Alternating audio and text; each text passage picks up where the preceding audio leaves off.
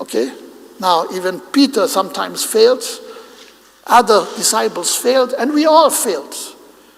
But Jesus never fails. Okay? He followed his plan, and he works out his plan for good. Now, let me show you in one or two scriptures how we should understand that plan of God. Okay, in the book of Luke, chapter 24, that was the time, when Jesus had just been crucified, and the people were so hopeless now because their Messiah, their Lord, had been taken away from them. Then the Bible tells us in the book of Luke 24, verse 13, that same day, two of Jesus' followers were walking to the village of Emmaus, 7 miles from Jerusalem. As they walked along, they were talking about everything that had happened. And as they talked and discussed these things, Jesus himself suddenly came and began walking with them. Hey, this is amazing, So make sure that you get that point.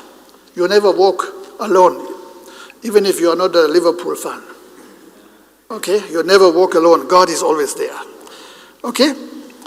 So the Bible tells us here clearly that Jesus was walking with them. But God kept those two disciples from recognizing him. And he asked them, "What are you discussing so intently as you walk along?" They stopped short, sadness written across their faces. Then one of them, Cleopas, replied, "You must be the only person in Jerusalem who hasn't heard about the things that have happened in these last few days." "What things?" Jesus asked.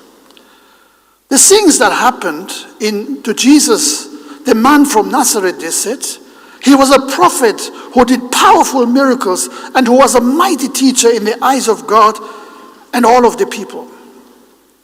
But our leading priests and other religious leaders handed him over to be condemned to death, and they crucified him. We had hoped he was the Messiah who had come to rescue Israel. This all happened 3 days ago." Then Jesus said to them, "You foolish people." Hey, the stranger comes, walks with you, and then he says, "You foolish people." What would you have thought? Okay, how would you have reacted?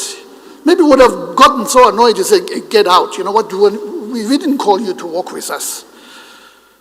But Jesus had grace to confront issues.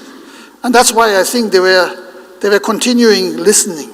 So Jesus said, "You foolish people, you find it so hard to believe all that the prophets wrote in the scripture.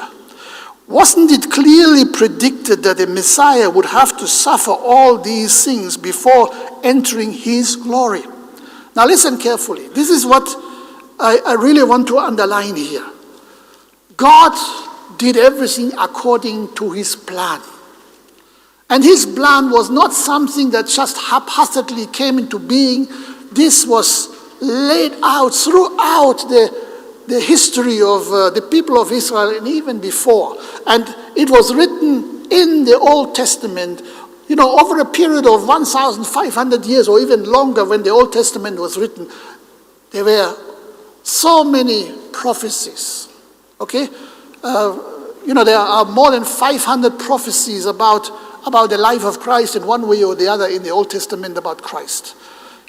Christ himself, when he was born, it was already fulfillment of prophecy. He was born in the place which was prophesied. He was born by a woman that was a virgin that was prophesied. He was born in Bethlehem that was prophesied, and so many other things. Amazing. Okay? So nothing was left to chance. So many times when things don't work out very well, then we become frantic. We become under pressure and we do all kinds of things.